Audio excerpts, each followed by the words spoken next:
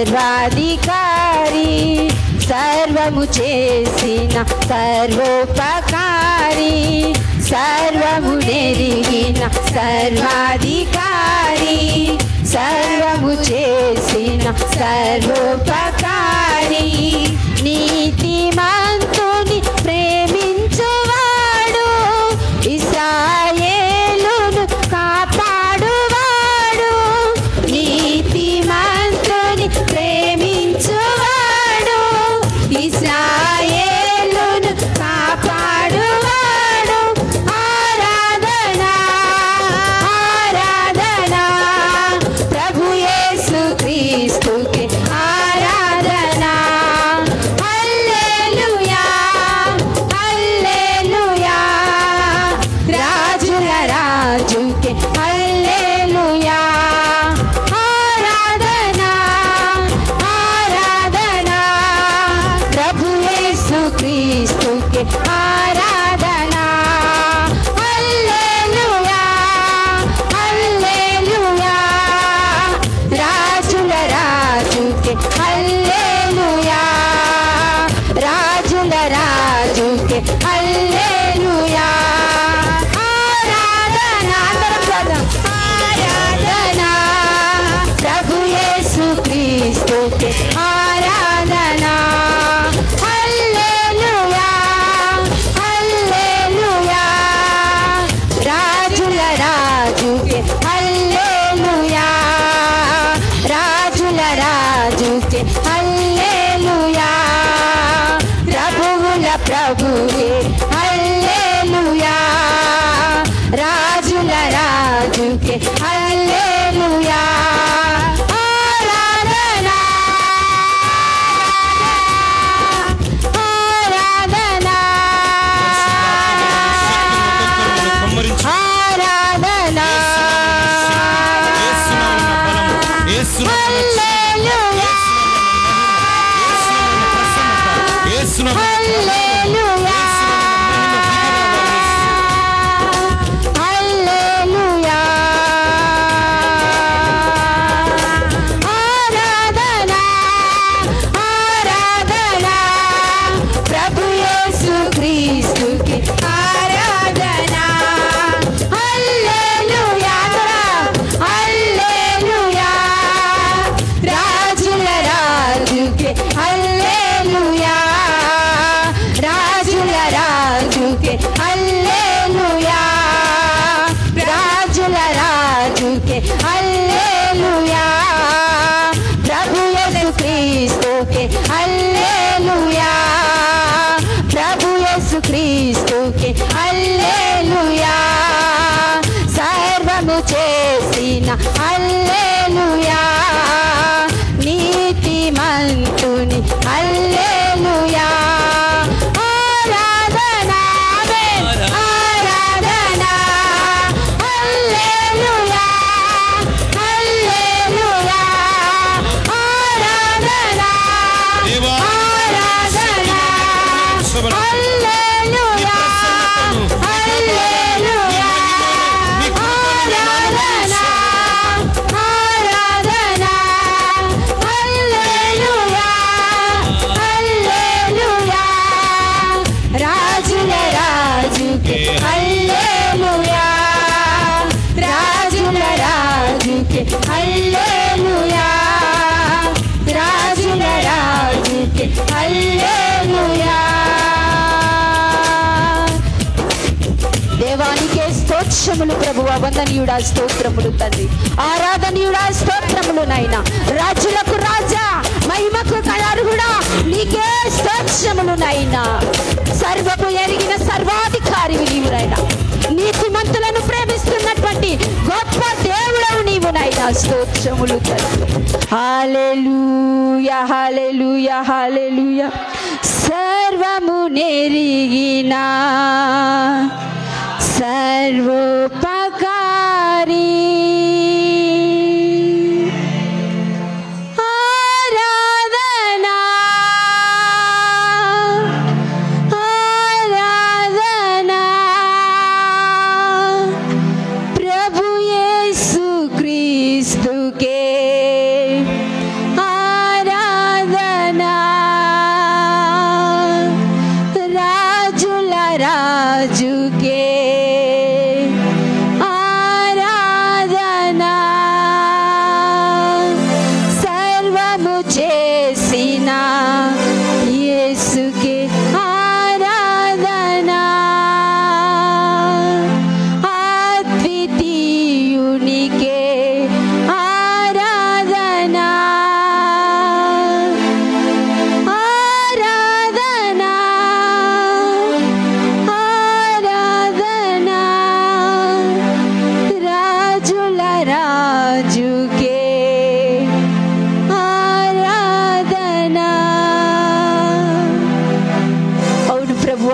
ఆరాధన నాయనా. సర్వము నెరిగిన సర్వాధికారి, నీతిమంతులను ప్రేమించిన వాడు, ఇశ్రాయేలును నైనా కునుకక నిద్రపోక కాపాడుతున్న దేవా, నీకే స్తోత్రములు వందనాలు చెల్లిస్తున్నాము నైనా. నీ ఆత్మశక్తి కార్యమును నైనా, నీ బలమైన అభిషేకమును నైనా మా పైన కుమ్మరించమని అడిగించి వేడుకొచ్చున్నాం తండ్రి. నిత్యము వసించు అమరుడా, మార్గమును సత్యమును నీవై ఉన్నావు దేవా, నీకే స్తోత్రములు చెల్లిస్తున్నాం. నమ్మిన వారిని రక్షించేవాడవు నైనా, నిత్య దీవమును దయచేసే దేవుడవయ్యా, నీకే స్తోత్రములు, నీకే మహిమ, నీకే ఘనత స్తోత్రాలు చెల్లిస్తున్నాము తండ్రి. హల్లెలూయా. ఒకసారి రెండు చేతుల పైకి ఎత్తుదాము. ఆకాశమందున్నటువంటి దేవుని వైపు మన రెండు చేతులను పైకెత్తి, అయ్యా నీకే ఆరాధన ప్రభువా, నీకే స్తోత్రములు ప్రభువా, నీకే మహిమనైనా, నీవే యుగ యుగములకు దేవుడవు నాయనా. నన్ను రక్షించిన వాడవు నీవే తండ్రి, ప్రేమించే దేవుడవు నీవేనైనా. సర్వము నెరిగిన సర్వాధికారి నీకే స్తోత్రములను ఆరాధిద్దాం దేవా. స్తోత్రం స్తోత్రం స్తోత్రం. హల్లెలూయా హల్లెలూయా హల్లెలూయా. మహిమోన్నతుడు, మహిమాన్వితుడు, మరణము గెలచిన మృత్యుంజయుడు, అద్వితీయుడు, అతి సుందరుడు, అధిక జ్ఞాన సంపన్నుడు. ఆరాధనా ఆరాధనా. యొక్క మనసుతో ఆరాధిద్దాం. ప్రభు యేసు క్రీస్తుకే ఆరాధనా. హల్లెలూయా హల్లెలూయా. రాజుల రాజుకే హల్లెలూయా. ప్రభు యేసు క్రీస్తుకే హల్లెలూయా. రాజుల రాజుకే హల్లెలూయా హల్లెలూయా. సర్వము నెరిగిన దేవానికి స్తుతులు స్తోత్రములు నాయనా. ఇంతవరకు నీ నామాన్ని స్తుతించి గణపరిచేటువంటి భాగ్యమును, ధన్యతను, యోగ్యతను మాకు ఇచ్చిన్నావు నైనా. బలహీనులమైనటువంటి మేమునైనా మమ్మల్ని బలపరిచినైనా ఆరాధించే ధన్యతను మాకు ఇచ్చినందుకై స్తోత్రములు నైనా. మమ్మల్ని బలపరచండి నైనా, మమ్మల్ని స్థిరపరచండి నైనా. నీ వాక్యము చేతనైనా నిలబెట్టమని అడుగుచున్నాము తండ్రి. నీ కృపా సన్నిధి అభిషేకమును నైనా మా పైన ఉంచి నడిపించినైనా, ముందున్నటువంటి వాక్య పరిచర్లో కూడా తోడుగొండి మా అందరితో మాట్లాడమని ఈ స్తుతి ఆరాధన అంతటిని నైనా నీకే సమర్పించుకొంచున్నాం తండ్రి. ఆమేన్. అందరం కూర్చున్నాం.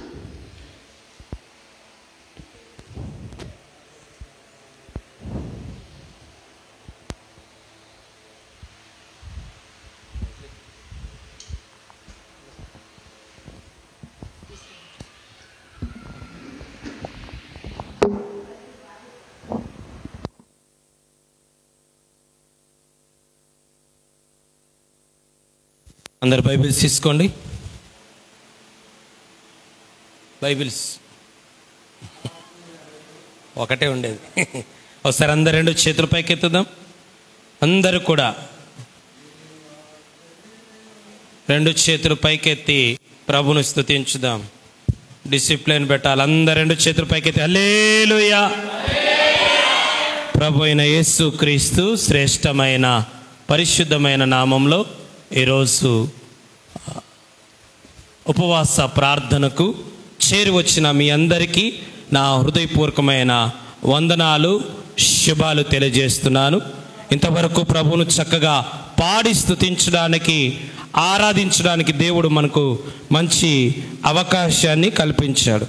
ఈ సమయంలో కొద్దిసేపు ఉపవాస ప్రార్థన గురించి ఒక 7 విషయాలు ఉన్నాయి. మనం ఈరోజు ఒక 3 కానీ ధ్యానం చేసుకుందాం. రేపు వారం మిగతా వాటిని కూడా ధ్యానం చేసుకుందాం. ఈరోజు మన కొరకు సిద్ధపరచబడిన వాక్యాన్ని అపోస్తలుడైన పౌలు తిమోతికి రాసిన మొదటి పత్రిక 2వ అధ్యాయము 8వ వాక్యం. 2వ అధ్యాయం 8వ వాక్యాన్ని చదువుతాం.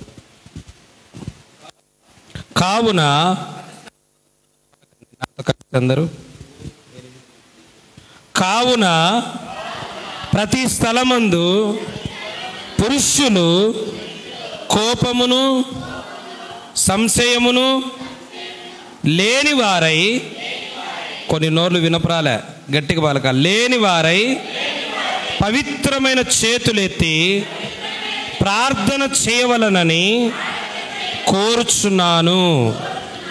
అపోస్తులైన పౌలు తిమోతికి రాస్తూ సంఘములో ఉన్న పురుషులైనా స్త్రీలైనా ఎవరైనా ప్రార్థించేవారు ఎలా ఉండాలో, ఎలా ప్రార్థన చేయాలో పౌలు తిమోతితో తెలియజేస్తూ ఉన్నాడు. ప్రార్థన చేయవారికి ఉండాల్సిన ప్రధాన లక్షణాలు 7 ఉన్నాయి. ఆ 7 ఈరోజు కొన్ని, వచ్చే వారం జ్ఞాపకం చేసుకుందాం. పోలీస్ కావాలంటే కొన్ని లక్షణాలు ఉన్నాయి. అలాగనే డ్రైవర్ కావాలంటే కొన్ని లక్షణాలు ఉన్నాయి. ఈ లోకంలో ఏదైనా చేయాలంటే దానికి కొన్ని క్వాలిఫికేషన్స్ కావాలా, దానికి కొన్ని ప్రధానమైన లక్షణాలు కావాలా. రక్షణకు ఏ క్వాలిఫికేషన్ అవసరం లేదు, గుర్తుపెట్టుకోండి. నీవు రక్షించబడడానికి ఏ క్వాలిఫికేషన్ అవసరం లేదు. ఉచితముగా యేసు ప్రభు రక్తము ద్వారా, శిలువ కార్యం ద్వారా నీవు రక్షణ పొందొచ్చు. ఆయన ప్రభు అని నమ్మితే నీవు రక్షణ పొందుతావు. దానికి ఏ అర్హత అవసరం లేదు. రక్షణ పొందుటకు అర్హత లేదు. క్రీస్తు ఉచిత కృప ద్వారా, రక్తం ద్వారా రక్షణ. కానీ రక్షించబడిన తర్వాత ఆత్మీయంగా ఎదగడానికి, ఆత్మీయంగా బలపడడానికి, ఆత్మీయంగా పరిపక్వత చెందడానికి నీకంటూ కొన్ని లక్షణాలు, నువ్వు అనుకున్న లక్షణాలు కాదు, నీకంటే ముందున్న విశ్వాసులు చెప్పే లక్షణాలు కాదు, బైబిల్ చెప్పే లక్షణాలు కొన్ని సంపాదించుకోవాలి. అందుకే ప్రార్థన చేయువారు ఎలా ఉండాలో అపోస్తలుడైన పౌలు తిమోతికి చెప్తున్నాడు. ఎందుకంటే నేను ప్రార్థన చేసినా దేవుడు జవాబీలే, నేను ప్రార్థన చేసినా దేవుడు కార్యం చేయలే, నేను ప్రార్థన చేసినా దేవుని స్పందించలే అని నువ్వు అనకూడదు. అనకుండా ఉండాలంటే ప్రార్థించే నీవు, ప్రార్థించే కుటుంబాలు, ప్రార్థించే సంఘాలు లక్షణాలు ఉండాల. అవేమి లేకుండా, రేషన్ కార్డు లేకోకుండా నాకు రేషన్ అంటే పా ఇంటికి వా అంటారు. టికెట్ లేకుండా బస్సు ఎక్కితే దిగు దిగు అంటారు. అలాగనే ప్రార్థన చేస్తున్న నీవు దేవుని కార్యాలను, దేవుని క్రియలను అనుభవించాలి అంటే కొన్ని లక్షణాలు, సామాన్యమైన లక్షణాలు దేవుని సన్నిధిలోంచి, దేవుని వాక్యంలోంచి పొందుకోవాలి. ఏమిటి ఆ లక్షణాలు? నెంబర్ 1, మొట్టమొదటిగా చదువుదాం. 1 తిమోతి పత్రిక 2వ అధ్యాయం 8వ వచనం.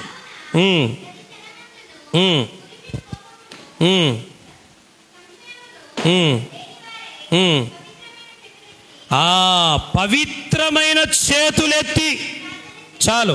ప్రార్థన చేసే నీవు, ప్రార్థనకు వచ్చే నీవు పరిశుద్ధత ఉండాలి. నీకు మొదటి లక్షణం ఏమిటంటే పరిశుద్ధత ఉండాల.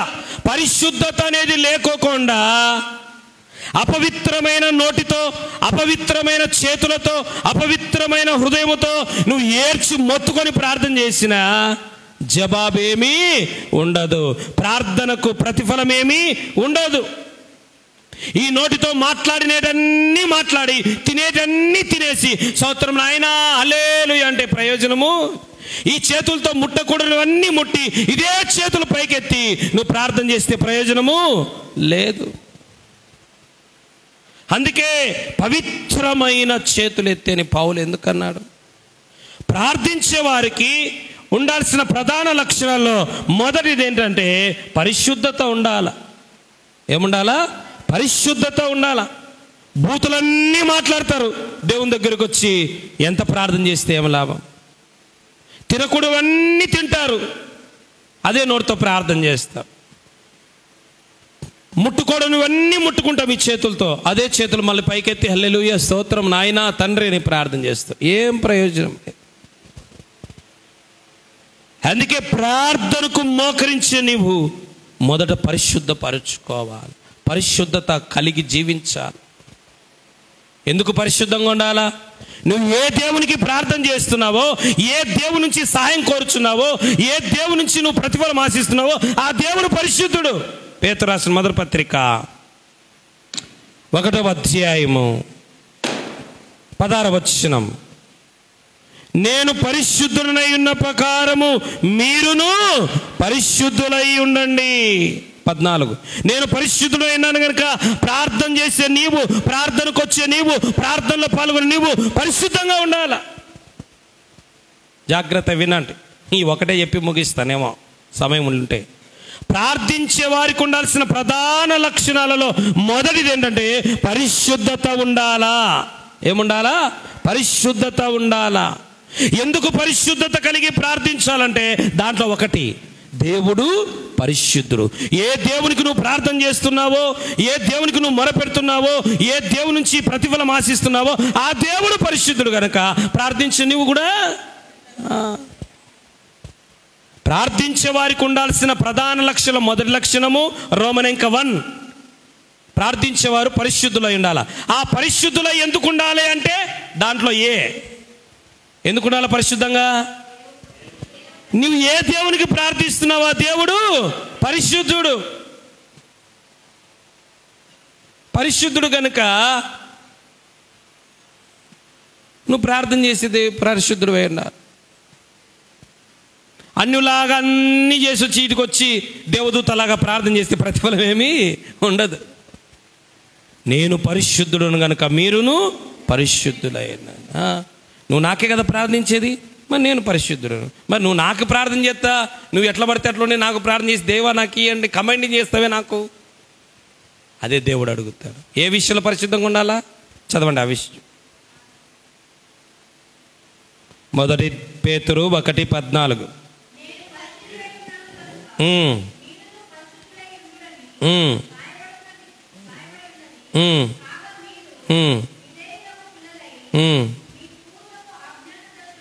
పూర్వం అంటే చర్చికి రానప్పుడు, రక్షణ పొందినప్పుడు, బాప్తిస్తం తీసుకున్నప్పుడు ఎట్లా పడితే అట్లా బతికావు. సాల్ ఇంకా వదిలేయి.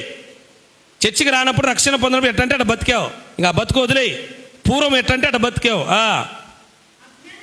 అజ్ఞానంగా బతికావు. మిమ్మల్ని పిలిచిన దేవుడు, రా నన్ను నమ్ముకో, నా ప్రార్థనకు రాని పిలిచిన దేవుడు పరిశుద్ధుడై ఉన్న ప్రకారము మీరును. ఒక్క విషయంలో కాదు, నేను ఈ విషయంలో, ఏ విషయంలో అంట? సమస్త పరిశుద్ధత. నీ నోరు పరిశుద్ధంగా ఉండాలా, నీ చేతులు పరిశుద్ధంగా ఉండాలా, నీ కాళ్ళు పరిశుద్ధంగా ఉండాలా, నీ సెల్ ఫోన్ పరిశుద్ధంగా ఉండాలా, నీ ల్యాప్టాప్ పరిశుద్ధంగా ఉండాలా, నీ హృదయం పరిశుద్ధంగా ఉండాలా, నీ శరీరం పరిశుద్ధంగా ఉండాలా, నీ ఆత్మ పరిశుద్ధంగా ఉండాలా. నేను ఆత్మ పరిశుద్ధంగా ఉంది, శరీరం మురికి పట్టిపోయింది. అందుకే ప్రాణ ఆత్మ దేహం పరిశుద్ధంగా ఉండాలా. మనమేం పరిపూర్ణ పరిశుద్ధులం కాదు, పరిశుద్ధత వైపు వెళుతున్న పరిశుద్ధులం మనం.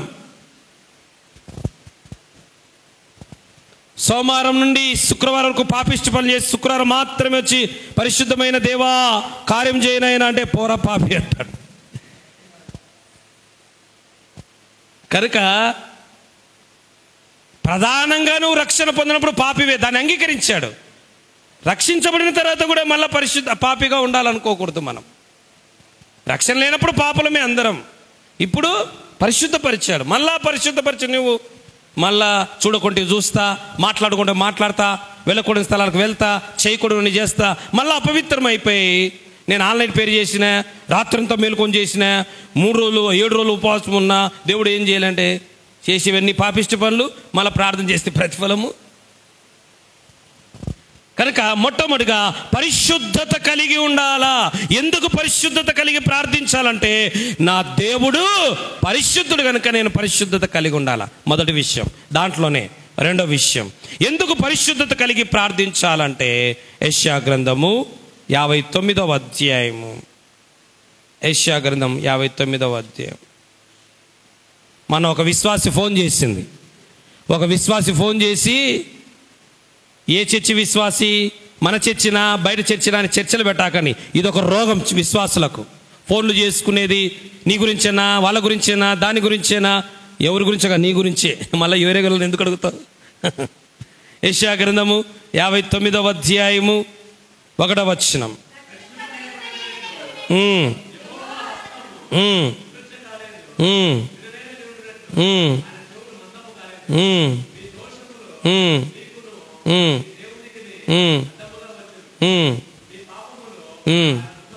చాలు. రెండవదిగా ఎందుకు పరిశుద్ధత కలిగి ప్రార్థన చేయాలి, పరిశుద్ధంగా ఉండి ప్రార్థన చేయాలి అంటే, మొదటిది మన దేవుడు పరిశుద్ధుడు కనుక ప్రార్థించి నేను పరిశుద్ధంగా ఉండాలి. రెండవది పాపము, అపవిత్రత అనేది ప్రార్థనకు అడ్డబండగా మారుతుంది. ఎందుకు పరిశుద్ధంగా ఉండాలంటే, పరిశుద్ధంగా లేకపోతే అదే నీకు అడ్డుగా మారుతుంది. అందుకంటున్నాడు చూడండి, దేవుడు వినలేకుండా ఏం చెవిటోడు కాదు. నువ్వు ఏడ్చి ప్రార్థిస్తున్నావు, నువ్వు కన్నీళ్ళు పెట్టి ప్రార్థిస్తున్నావు, నువ్వు బాధపడి ప్రార్థిస్తున్నావు, ఏం చెవిటోడా దేవుడు? ఎందుకు వినడంలే? చెవిటోడా కుంటోడా దేవుడు? ఏమన్నా చేతులు ఏవో సాయం చేయడానికి? అందుకే ఉన్నాడు, ఆయన చేతులు కుర్చా, ఆయన చేతులు ఏమో కుర్చా చిన్నవి కాదు. మరి కళ్ళుండి చూస్తున్నాడు బాధను, ఎందుకు సాయం చేయలే? చెవులుండి వింటున్నాడు దేవుడు, ఎందుకు సాయం చేయలే? ఎందుకంటే దేవునికి నీకు మధ్యలో పాపములు ఏమైనాయి? అడ్డుగా వచ్చినాయి. కనుక మొదటిది ప్రార్థించేవారు పరిశుద్ధత కలిగి ఉండాలి. ఎందుకు పరిశుద్ధత కలిగి ఉండాలంటే, పరిశుద్ధత కలిగి దేవుడు పరిశుద్ధుడు కనుక నేను పరిశుద్ధుడనై ఉండాలి. రెండవదిగా ఎందుకు పరిశుద్ధత కలిగి ఉండాలంటే, పరిశుద్ధత లేకపోతే అదే అడ్డుబండగా మారుతుంది. పాపమే అడ్డు వస్తుంది. అందుకే ఉన్నాడు, మీ పాపములు దేవునికి ఆయనకు ఎట్లా వచ్చినాయంట? అడ్డంగా ఉన్నాయి. నా వైపు చూడండి, లాజరు సమాధిలో ఉన్నాడు. లాజరు ఎక్కడున్నాడు? సమాధిలో ఉన్నాడు. బయట యేసుప్రభు ఉన్నాడు. మధ్యలో ఏముంది? రాయి ఉంది. అప్పుడు యేసుప్రభు ఉన్నాడు, రాయి తీ ఫస్ట్. రాయి యేసుప్రభు తీయలేడు. చచ్చిపోయినని లేపగలిగిన దేవుడు, ప్రాణం లేని వాడిని బయటికి తీసుకొచ్చిన దేవుడు, ప్రాణం లేని ఊపిరి లేని వాడిని బయటికి తెచ్చే దేవుడు రాయిని తీసేలేడా? లాజరు రాయి పోండి పోలేదా? అంటే నీ మురికి నువ్వు కట్టుకుంటే నీలో ఉన్న కార్యం దేవుడు చేస్తాడు. హల్లెలూయా. నువ్వు చేయాల్సింది కూడా ఆయన మానిపిస్తే ఏంది ఆయన మానిపించేది? నువ్వు చేయాల్సినవి కొన్ని ఉన్నాయి, దేవుడు చేసేది దేవుడు చేస్తాడు. రాయి తీయడము నీ పని. నా వైపు చూడు, నీ జన్మత, నీ కర్మత, నీ బ్రతుకులో నుంచి వచ్చిన ప్రతి పాపాన్ని నువ్వు తీసేసుకోలేవు. యేసుప్రభు తీసేస్తాడు. అది తీశాడు. ఇప్పుడు ఎవరు తీసేసుకోవాలా? బాప్తిసానికి ముందు, రక్షణకు ముందు నీ పాపాలు నువ్వు తీసేసుకోలేవు. అది ఆల్రెడీ యేసుప్రభు శిలువ రక్తంతో మాత్రమే తీసేస్తాడు. తీసి నిన్ను ఇప్పుడు ఏం చేశాడు? పరిశుద్ధపరిచాడు. కనుక ఇప్పుడు మళ్ళా తెలుసో తెలియక మురికి అవుతుంటది కదా, అది ఆయన గడగాడు. ఎవరు తీసేసుకోవాలా? చాలా మంది ఏం చేస్తారు, అక్కకి మానిపించే నేనొచ్చా, బీడి మానిపించే నేనొచ్చా, కైని మానిపించే నేనొచ్చా, వచ్చా లాస్ట్కి చచ్చా పోతావు. అయ్యి నువ్వు చెయ్యి కాలుతుందన్నప్పుడు నీళ్ళు పోసుకోవాల్సిన అవసరం ఎవరిది? నీది. ఆడ పేడ ఉంది అని తెలిసినప్పుడు తొక్కి దేవుడు కడగాలంటావా? తొక్కకుండా పక్క పోవాలను. మరి అది కూడా దేవుడు తొక్కకుండా నేను ఆపాలనా? ఇంక పని లేక దేవుడు ఉండేది, నువ్వెందుకు పని లేకుండేది? గర్భములో నుంచి వచ్చిన స్వతహాగా వచ్చిన ప్రతి పాపమును క్రీస్తు రక్తంతో కడిగి నిన్ను పరిశుద్ధపరిచాడు. ఇప్పుడు నిన్ను నీవు పాపం అంటకుండా కాపాడుకోవాలి. ఎందుకంటే లేదనుకో అదే నీకు అడ్డబండగా గుదిబండగా మారుతుంది. అందుకని మీకు ఆయనకు మధ్యలో ఏమొచ్చినాయి? పాపాలు అడ్డకొచ్చినాయి. అందుకే నువ్వు ఏడుస్తున్నా ఆయనకు వినపరాలే. ఎందుకు వినపరాలే? చెవుడొచ్చి కాదు, అదే అడ్డ పడతా ఉంది. అందుకే ఈరోజు చాలా మంది చర్చిలు మానేస్తున్నారు. నేను చర్చికి పోయినా, 7 వారాలు పోయినా, 14 వారాలు పోయినా, 40 రోజులు పోయినా, రాత్రంతా మేలుకున్నా, ఎంత ప్రార్థన చేస్తే దేవుడు వినలేంటే చేసేవన్నీ చర్చి ప్రార్థన చేస్తే ఏం లాభం వస్తుంది? ఒక సిమ్ కార్డు కొనుక్కుంటే, ఒక ఫ్రిడ్జ్ కొనుక్కుంటే, ఒక వస్తువు కొనుక్కుంటే చిన్న నక్షత్రం గుర్తేసి, స్టార్ గుర్తేసి ఏమంటాడు? షరతులు వర్తిస్తాయి. మరి ప్రార్థన చేసే నీకు కూడా షరతులు వర్తిస్తాయి. దేవుడు పరిశుద్ధుడు కనుక మనము పరిశుద్ధంగా. రెండవది, ప్రార్థన దేవుని దగ్గరికి వెళ్ళకోకుండా పాపం ఏమవుతుందంట? అడ్డంగా ఉంటుంది. అదే గుర్తు. ఎందుకు పరిశుద్ధంగా ప్రార్థించాలంటే దేవుడు పరిశుద్ధుడు. ఎందుకు పరిశుద్ధంగా ప్రార్థించాలంటే లేకపోతే ఆ ప్రార్థన దేవుని దగ్గరికి పోదు. అది దేవుని వాక్యం చెప్తున్న గొప్ప మూల సత్యం ఏమిటంటే, మన జీవితాలలో మనం తెలుసుకోవాలి, మన పాపములు మనకు దేవునికి మధ్యలో ఎట్లొచ్చినాయంట? అడ్డుగా వచ్చెను. కనుక మొదటిది, తిమోతి నువ్వు వాళ్ళకు తెలియచేయి, నువ్వుండు ఫస్ట్, అలాగనే వారికి కూడా తెలియచేయి. ఏమని తెలియజేయాలంట?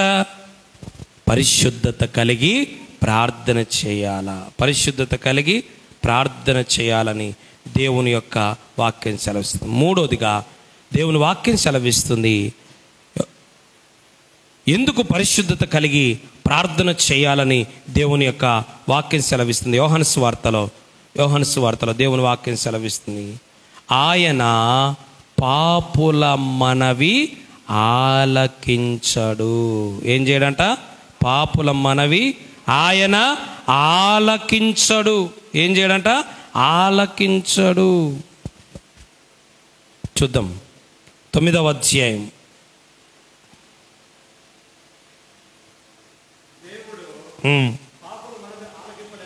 దేవుడు పాపుల మనవి ఆలకించడని ఎరుగుదుము. చాలు. తెలిసి మనకు పాపిగా ఉండి నేను ప్రార్థిస్తే దేవుడు వినడని తెలిసి కూడా నువ్వు ప్రార్థన చేస్తున్నావు విడిచిపెట్టకుండా అంటే దేవుడు జవాబు ఎట్లా ఇస్తాడు? మూడవదిగా, ఎందుకు పరిశుద్ధంగా ప్రార్థన చేయాలంటే దేవుడు పరిశుద్ధుడు కనుక.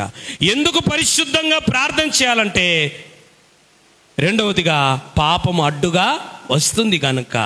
మూడవది, ఎందుకు పరిశుద్ధంగా ప్రార్థన చేయాలంటే పాపమును ఆయన అసహించుకుంటాడు కనుక. విన్నాడు అంటే అర్థమైంది. ఎంత చెప్పినా విన్నాడు అంటే అర్థం ఆయనకి ఇష్టము లేదు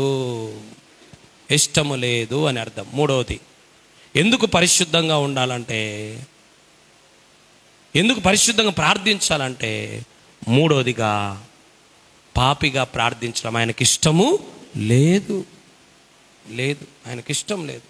అందుకే ఆయన పాపుల మనవి ఆలకించడు.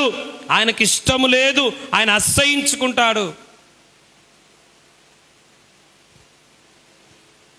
అందుకే ఈ రోజు నుంచి అయినా మనిషి శరీర శుద్ధికి ఎక్కువ ప్రాధాన్యత ఇస్తాడు. దేనికి ఎక్కువ ప్రాధాన్యత ఇస్తాడు?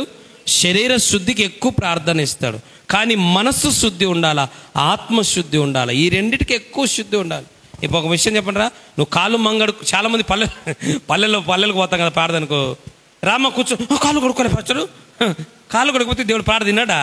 కాళ్ళు కడుక్కోకపోయినా చేతులు కడుక్కోకపోయినా మురికిగా పనిచేస్తూ పనిలో వచ్చి మోకరించిన ప్రార్థన వింటాడు.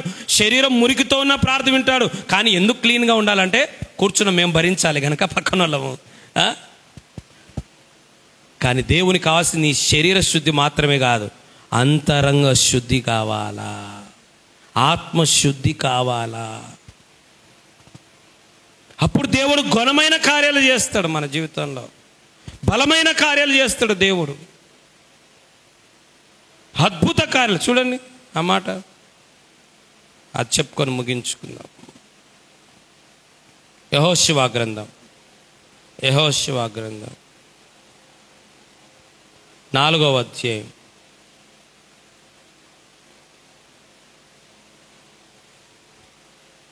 3వ అధ్యాయం 5వ వచనం. రేపు యెహోవా మీ మధ్య అద్భుత కార్యములు చేయును గనుక మిమ్మల్ని మీరు పరిశుద్ధపరచుకోనని జనులకు ఆజ్ఞ. అప్పుడు దేవుడు ఖచ్చితంగా నీ ప్రార్థన వింటాడు. మిమ్మల్ని మీరు పరిశుద్ధపరచుకొని, మీ నోటిని పరిశుద్ధపరచుకొని, మీ దృష్టిని పరిశుద్ధపరచుకొని, మీ చేతులను పరిశుద్ధపరచుకొని, మీ శరీరం, మీ ప్రాణం, మీ ఆత్మను పవిత్రపరచుకొని నీవు మొరపెట్టిన ఎడల దేవుడు అద్భుత కార్యాలు జరిగిస్తాడు, ఆశ్చర్య కార్యాలు జరిగిస్తాడు, మహత్కార్యాలు జరిగిస్తాడు. ఎన్నడూ చూడనివి, ఎన్నడూ వినని కార్యాలు మన జీవితంలో జరిగిస్తాడు దేవుడు. అందుకే పరిశుద్ధత అనేది చాలా ప్రాముఖ్యమైన విషయం. మోషే పొద కాలుతా ఉంది, నిర్గమాకాండం 3వ అధ్యాయం. పొద కాలుతోంది. మోషే చెప్పులు వేసుకుని వస్తుంటే ఉన్నాడు, మోషే నీ చెప్పులు విడు. మీకు వచ్చింది తెలుసా? ఊరంతా చెప్పులు వేసుకుని తిరిగి గడప దగ్గర ఎందుకు వదులుతాం చెప్పండి? చెప్పమనే, చూడమనిలే. ఎందుకు అది అసలు ఎందుకు తెలుసా? దరిద్రం కాదు. చెప్పులు వేసుకొని లోపల తిరిగితే దరిద్రం కాదు. చెప్పులు వేసుకొని ఇప్పుడు మార్బుల్స్, టైల్స్ ఉంటాయి. కొద్దిమందికి నడిస్తే ఏమైతే తెలుసా? కాళ్ళు పగులుతాయి. అలా చెప్పులు వేసుకుని ఇంట్లో తిరిగితే తప్పు కాదు, అట్లా అనుకున్నారు. అయితే బయట వాడకూడదు. ఇంట్లో వాడే చెప్పులు బయట వాడకూడదు. బయట వాడే చెప్పులు ఎందుకంటే లోకమంతా నానాది తొక్కొచ్చి లోపలికి తొక్కొచ్చి రోగాలు రాకేమొస్తాయి. అందుకు చెప్పులు లోకమంతా అపవిత్రత గుర్తు కనుక, అవి మురికి గుర్తు కనుక బయటే వదలాల. అలాగనే మోసే పొద అంటే ఏమనుకుంటున్నావు? పరలోక ప్రత్యక్షత, పరలోక దర్శనం, పరలోక పిలుపు, పరలోక స్వరం వినేది. ఆడికి చెప్పులు వేసుకుని వస్తావా? ఆడే ఆపో, ఇప్పే అన్నాడు దేవుడు. అలాగ ప్రార్థించే నీవు కూడా, మనం కూడా అపవిత్రతను వదిలేయాలా. అప్పుడేమన్నా రేపు మీ మధ్య యెహోవా అద్భుతాలు చేస్తాడు. ఎందుకు చేయడు? ఆయన చేతులు కూర్చా కాలేదు. యెహోవా బాహుబలం ఏమన్నా తగ్గిపోయిందా? మోసే నా బాహుబలం ఏమైనా తగ్గిపోయిందా? మీలాగా నాకేమైనా వయసు ఉందా? వయసు తగ్గడానికి దేవుడు ప్రాణాత్మ దేహంలో మనలాగా ఉండేవాడు కాదు. ఆయన ఆది అంతము లేనివాడు. ఆయనకు బలము ఈ రోజున్న శక్తి రేపు మనకు ఉండదు. కానీ దేవుడు నిరంతరం ఏకరీతిగా ఉండేవాడు. మరి ఎందుకు చేయలే? ఈ రోజులలో మనుష్యులు అపవిత్రతలో మునిగి తేలుతున్నారు. ఈరోజు ఏ సెల్లు చూడండి, ఏ నెట్ చూడండి, ఏ గాడ్జెట్ చూడండి, చిన్న వయసుతో సంబంధం లేదు మనిషి. కానీ ఎట్లుంటారు? పోయేప్పుడు వచ్చేప్పుడు చక్కగా నీట్గా ఉంటారు. ఎక్కడ నీటు? ఈ నీటు. కానీ దేవుడు అంటాడు మనుషులు పై రూపం చూస్తారు, ఆయన అంతరంగం. కనుక దేవుని దగ్గరికి వచ్చి నీ ప్రార్థన, నీ కన్నీరు, నీ ఉపవాసం వేస్ట్ కాకోకుండా నీ ప్రార్థనకు ప్రతిఫలం బలంగా దేవుడు ఇవ్వాలంటే ప్రాణము, ఆత్మ, దేహాన్ని ఏం చేసుకోవాలి? పవిత్రపరుచుకోవాలి. ప్రభా నాకు తెలుసో నాకు తెలియకో, సెన్స్లోనో అన్కాన్షియస్లోనో ఒకవేళ ఈ రోజంతా తిరుగుతూ ఉంటాను, ఎక్కడేమన్నా నాకు తెలియకుండా ఏదైనా జరిగిందా అని మనల్ని మనం ఎప్పుడు పవిత్రపరుచుకోవాలి. పనికి వెళ్తారా? ఇంటికి వస్తారా? ఇంటికి వచ్చిన తర్వాత బట్టలు ఏం చేస్తారు? ఎందుకు? అది దాన్ని మళ్ళీ ఉతుకున్న రేపు అట్లా వేసుకొని పోతారా? అట్లే ఈ లోకం కూడా పాపం లోకం. మనం తెలియకోకుండా దుమ్ము ధూళి మన మీద పడతా ఉంటుంది. మనం ప్రార్థనతో, యేసు రక్తముతో, యేసు వాక్యముతో పరుచుకుంటూ ఉండాలి. నిన్న నేను ప్రసాద్ బండపల్లిలో ప్రార్థన ఉంటే, సరే ఇంకా కొంచెం వాళ్ళు రెడీ అవుతున్నారని నేను ప్రసాద్ వేరే ఊరికి వెళ్ళినాం. సరే అల్లో పోయేసి వద్దాం, ఒక 6 కిలోమీటర్లు 5 కిలోమీటర్లు. కానీ ఇంటికాడ పోతే ఆయన లేడు. సరే లేకపోతే మనం వదిలే ఇంత దూరం పెట్రోల్ వేసుకొని వచ్చి ఇంత దూరం ఖాళీగా వస్తే ఆడున్నాడు ఊరంతా తిరిగి పట్టుకుందాం. పోతా ఉంటే ఆ పక్క కూర్చొని ఉన్నాడు. ప్రసాద్ పోయి పిలుచు, ముందు లేపు రా, పిలుచుకొని రా. అట తిరిగి కూర్చోన్నాడు. పిలుచుకొని నోరంతా ఎర్రగా అబ్బో కందిపోయింది. ఎవరైనా మూతి మీద గుద్దితే ఏమొస్తుంది? నోట్లోంచి ఆయనలోంచి ఒక్కగా ఎర్రగేసి అబ్బా బిల్లమిల్ల రక్తం ఉన్నట్టుంది. బాప్తిసం తీసుకొని ఇదే నన్ను చేసేది, ఇప్పటికే కాలు చేయబడి పక్షవాతం వచ్చింది, మర్యాదగా అదన్నీ మానేసి వారం చర్చికి రా, ఈ దేవుడు ఇచ్చిన అవకాశాన్ని పోగొట్టుకొద్దు. బాప్తిసం తీసుకొని ఎట్లా పడితే ఏది పడితే అది తినడం, ఏది పడితే తాగడం, ఏది పద్ధతి అని గట్టిగా వార్నింగ్ ఇచ్చి ఇద్దరం వచ్చినాం. మన జీవితంలో గుర్తు పెట్టుకోవాలి, అది ఆయన తినేది ఒకవేళ మనం మొగ్గు తెలియదు, కానీ రేపు ఆదివారం వచ్చి అదే నోటితో బల్ల తీసుకుంటాడు, అదే నోటితో ప్రార్థన చేస్తాడు, అదే నోటితో ప్రార్థన చేస్తాడు, అదే నోటితో పాట పాడతాడు, అదే నోటితో ఆరాధన చేస్తాడు. మనమేమో బలుంది అనుకుంటాం, కానీ దేవుడు అసహించుకుంటాడు. అందుకే పురుషులు ప్రార్థన చేయనప్పుడు, అంటే స్త్రీలు లేరని కాదు, ఇద్దరు కూడా కామన్ ఆడ, ఏం చేయాలంట? ప్రార్థన చేయనప్పుడు మీరు పరిశుద్ధులైన. మొదటి విషయం అది. రెండో విషయము రేపు వారం మనము ధ్యానం చేద్దాం. రెండవది రేపు వారము విధేయత. సరే, మంచిది. కళ్ళు మూసుకుందాం అందరం కూడా. హల్లెలూయా. అందరు కళ్ళు మూసుకుందాం. హల్లెలూయా. ఇంకా ఎక్కడ నీ జీవితంలో ఇంకా ప్రార్థనకు వస్తున్నావు, మంచిదే, ప్రార్థన చేస్తున్నావు, మంచిదే, కానీ ఆ ప్రార్థనకు ప్రతిఫలం అనుభవించాలా, ఆ ప్రార్థనకు జవాబు పొందుకోవాలా, ఆ ప్రార్థనకు కార్యాన్ని అనుభవించాలా. దేవుడు మన ప్రార్థనకు కార్యములు జరగకుండా, ప్రార్థనకు ప్రతిఫలం అందకుండా, ప్రార్థనకు కార్యాలు చూడకుండా ఇంకా ఎక్కడో అపవిత్రత, ఇంకా ఎక్కడో మురికి, ఇంకా ఎక్కడో పాపము, ఎక్కడో పాపం అంటే మనం అనుకునేది మాత్రమే కాదు, బైబిల్లో ఎన్నో డెఫినేషన్స్ ఉన్నాయి. దేవునికి విరోధమైన ప్రతిదీ పాపమే, వాక్యానికి విరోధమైన ప్రతిదీ పాపమే, సంఘానికి విరోధమైన ప్రతిదీ పాపమే. కనుక ఇంకా ఎక్కడ పాపాన్ని వదులుకోకుండా ఉండావో, నీ కను దృష్టిలో పాపం ఉందేమో, నీ నోటిలో పాపం ఉందేమో, నీ చేతిలో పాపం ఉందేమో, నీ హృదయంలో ఎక్కడైనా అది పాపం కాదు, కామన్ అనుకుంటున్నావేమో, కాదు కాదు, అదే మన ప్రార్థనకు ఆటంకంగా అడ్డుబండగా మారుతుంది. ఎందుకు పరిశుద్ధత కలిగి ప్రార్థించాలంటే మన దేవుడు పరిశుద్ధుడు.